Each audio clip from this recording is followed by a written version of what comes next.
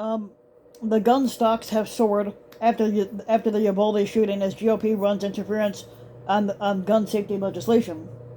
The day after an armed 18-year-old entered the Robb Elementary School in Uvalde, Texas, and shot dead 19 kids and 2 teachers, the sharp prices of gun and weapon manufacturers have jumped. Now, a week later, and the market rally of gun stocks following the latest mass shooting hasn't subsided. As of the close of the trading on May 31st, 2022, the stock price of the weapons maker Sturm Ruger was up more than 6.6% since May 23rd, the day before the shooting happened. For the gun maker Smith and Wesson, the jump was even more marked with their shares being up by over 12%, and from the stock price prior to the massive killing in Uvalde. Um, that relationship, a mass shooting followed by a spike in gun industry stocks, wasn't always the case. Um, um, Anand Gopal and Brad Greenwood have studied they have studied the impact of 93 different mass shootings on the stock price of publicly listed firms going from 2009 to 2013, and they found that contrary to what happens now, mass shootings in that period were followed by a drop in share price for Smith and Wesson and Sturm Ruger, the two companies that are still publicly listed in the U.S. So why has that changed particularly? And the answer may lie in how the hopes of legislation over over tighter restrictions on gun sales have dwindled over the past decade. The takeaway is that investors no longer seem to worry so much about the chances of tightening firearms regulation when assessing the long-term viability of gun manufacturers in the aftermath of any mass shooting.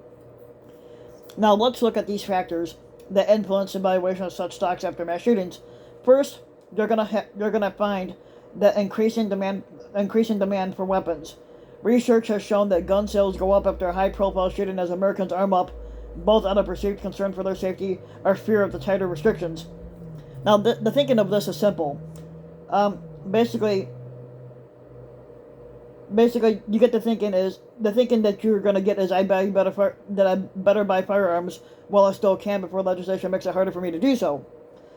This increased demand would, on its own, spur the market price of gun and ammunition manufacturers by providing an unanticipated financial windfall.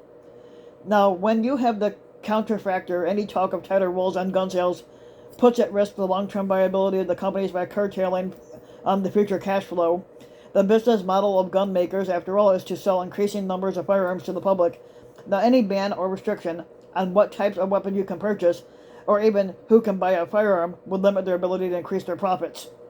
Now, in that particular period, it was looked at that investors seemed to lean into this fear of future legislation more, as seen in the reduced valuation of the publicly listed firearm companies after mass shootings. The research shows that the mass shootings from 2009 to 2013 resulted in a penalty imposed on firearm stocks over 2 to 5 and a 10-day window period. That is to say, a mass shooting would be followed by a cumulative abnormal drop in share price over that period. The penalty worked out to around 1.25% over a 5-day period. Interestingly enough, even over the years we looked at, things began to change. The negative stock market response to mass shootings tapered off in the later years of our study, suggesting that the threat of any regulatory measure was not as keenly felt by investors. Inaction, basically over gun control at the federal level and the loosening of regulations among some states in the years since, the work has seemingly led to a rebalancing of the two main factors at play. Yes, there is still the surge of demand for gun sales after mass shootings, but the fear over potential regulations over gun sales has seemingly abated. Now, the surge in the stock price of Smith & Wesson and Sturm Ruger after the Uvalde school shooting provides strong correlational evidence that firearm stocks now rise after such events. A similar effect was seen after the 2018 mass shooting at the Marjorie Stoneman Douglas High School in Parkland, Florida. But the bigger problem that we have here is that when it comes to saying outright that there's a link, one of the scariest things is the statistical model that we used that was used in the research no longer works. The reason is there are simply too many mass shootings in the U.S. They occur at such frequency that we can no longer implement this kind of analysis, looking at the effect of isolated incidents and the stock market effect on gun companies. Now, in fact, according to the Gun Violence Archive, there have been 18 mass shootings in the U.S. since in the 7 days after the Uvalde shooting happened. So if you like the video, you can give the video a like and subscribe to my channel, RBW King. You can also hit the notification bell so that you'll be notified when a new video comes out. And if you want to support my work even further, you can donate to my Patreon link, which you can find in the About section of YouTube. And for just as little as a few bucks a month, you can donate to the channel, and it can help go a long way. And thanks for listening.